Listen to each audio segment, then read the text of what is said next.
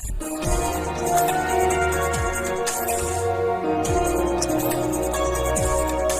बार भगवान श्री कृष्ण ने अपनी पत्नी सत्यभामा के कहने पर उन्हें स्वर्ग से पारिजात वृक्ष लाकर दिया था।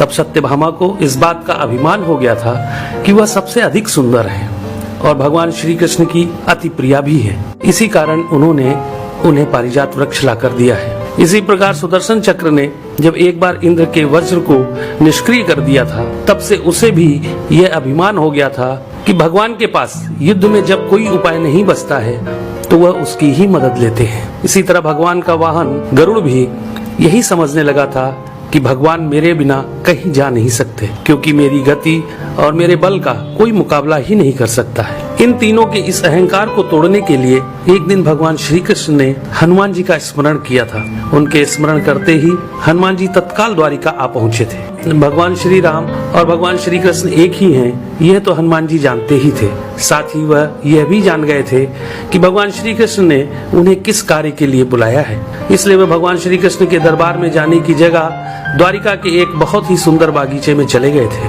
और वहाँ के वृक्षों में लगे फलों के साथ साथ वृक्षों को भी तोड़ने लगे थे। यह खबर जब भगवान श्री कृष्ण के पास पहुंची कि एक वानर बगीचे को उजाड़ रहा है, तो भगवान श्री कृष्ण ने गरुड़ से कहा कि तुम सेना लेकर जाओ और उस वानर को पकड़कर मेरे सामने ले आओ। तब बल के अभिमान में भरे गरुड़ ने यह कहा था कि प्रभु, एक मामूली वानर को पकड़ने के लिए सेना की क्या जरूरत है, मैं अकेला ही उसे पकड़ लाता हूँ। ऐसा कहकर गरुड़ उड़ते हुए उस बागीचे में पहुँचे जहाँ हनुमान जी वृक्षों को उखाड़ रहे थे। तो गरुड़ ने उन्हें बिना जाने ही उनको पकड़ने का प्रयास किया था। तब हनुमान जी ने गरुड़ को अपनी पूंछ में दबाकर जोर से कस दिया, जिससे गरुड़ की सांस रुक गई थी। गरुड़ को इस प्रकार कुछ समय तक पीड़ित करने के बाद हनुमान जी ने अपनी पूंछ से ही गरुड़ को दूर समुद्र में फेंक दिया था। तब गरुड़ बड़ी मुश्किल से खुद को संभालकर भगवान श्री कृष्ण के दरबार में वापस आकर यह बोले थे कि प्रभु, वह कोई साधारण वानर नहीं है, इसलिए मैं उसे पकड़कर नहीं ला सका। यह सुनकर भगवान श्री कृष्ण ने कहा कि वह अवश्य ही श्री राम जी के भक्त हनुमान होंगे। तुम उनके पास जाकर यह कहना कि श्री राम ने उन्हें बुलाया है, वह अवश्य चले आएंगे और हो सके तो तुम उन्हें अपने साथ ही लेकर आना। भगवान श्री कृष्ण की आज्ञा पाकर गरुड़ हनुमान जी को ढूंढते हुए वहाँ से बहुत दूर मलय पर्वत पर पहुँच गए थे और हनुमान जी से अपनी भूल की क्षमा मांगते हुए उनसे यह कहा था कि भगवान श्री राम ने आपको याद किया है, आप मेरी पीठ पर बैठ जाइए, मैं आपको शीघ्रता से उनके पास पहुँचा देता हूँ। हनुमान जी प्रभु की यह लीला भी समझ गए थे, इसलिए उन्होंने गरुड़ से यह कहा था कि तुम चलो, मैं तुम्हारे पीछे ही आता हूँ।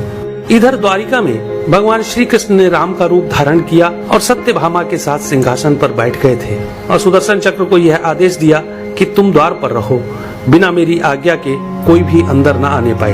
तभी हनुमान जी द्वार पर पहुंच गए थे तो सुदर्शन ने उन्हें रोकते हुए यह कहा था कि तुम बिना आज्ञा के अंदर नहीं जा सकते हो। तब हनुमान जी ने सुदर्शन चक्र को पकड़कर अपने दांतों में दबा लिया था और अंदर चले गए थे। हनुमान जी ने सिंहासन पर बैठे भगवान श्री राम को प्रणाम करके उनसे यह कहा था कि प्रभु, माँ कहाँ है? आपके पास उनके स्थान पर यह कौन दासी बैठी है? सत्यभामा ने जब यह बात सुनी तो बड़ी ही लज्जित हो गई थी और उनका सारा घमंड चूर हो गया था। तभी थके हुए गरुड़ देव भी हांफते हुए दरबार में आ गए थे।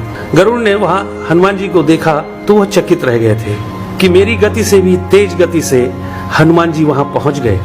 इस प्रकार गरुड़ का बल और गति दोनों का अभिमान चूर हो गया था। तभी श्री राम रूपी कृष्ण ने हनुमान जी से यह पूछा कि तुम अंदर कैसे आ गए थे? तुम्हें क्या द्वार पर किसी ने रोका नहीं था? तो हनुमान जी ने कहा, सुदर्शन चक्र ने मुझे रोका तो था, परंतु मैं आपके दर्शन में विलंब कैसे कर सकता था, इसलिए मैंने उस सुदर्शन चक्र को अपने दांतों में दबा लिया था। यह कहकर हनुमान जी ने अपने मुंह से दबे हुए सुदर्शन चक्र को निकालकर प्रभु के चरणों में डाल दिया था। इस प्रकार सुदर्शन चक्र का भी सारा घमंड समाप्त हो गया था।